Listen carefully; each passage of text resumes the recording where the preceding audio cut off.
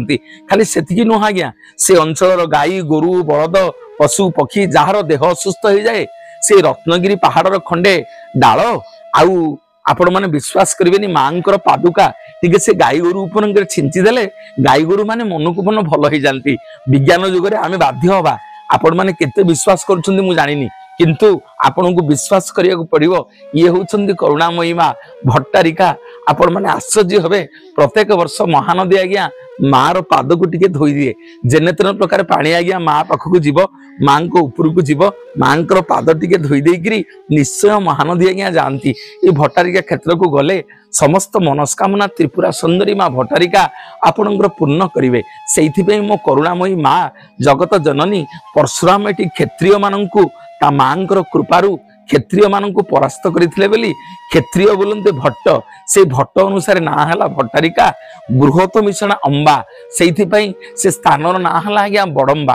कटक जिलार ए बड़म्बा माटी शशांग गाँव में करुणामयी माँ विराजमान कर चतुर्पार्श्व अकर्म कर्मनायक शंकर भगवान अच्छा। आउ गोटे कथा आपण मानकु कहिबी जेतेबेले जेतेबेले मो माँ भट्टारिका आलती हुए सकाळ आलती हो मध्याह्न आलती हो संध्या आलती हो ये प्रत्येक दिन आलती हैला बेले नना कौन करती तो आलती कर सारती परिशेष से भट्टारिका मंदिर पाखे छिड़ा ही आपण अनेबे आपण को नीलमाधव बाना देखा पूरा गोटे नाक सीधा नदी एपटे बड़म्बा नदी सेपटे होउछंदी स्वयं जगन्नाथंकर आदिपीठ नीलमाधव।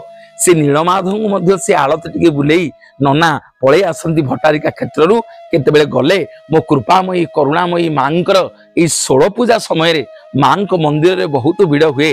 अष्टमी होची माँ बहुत विराट बड़ यात्रा।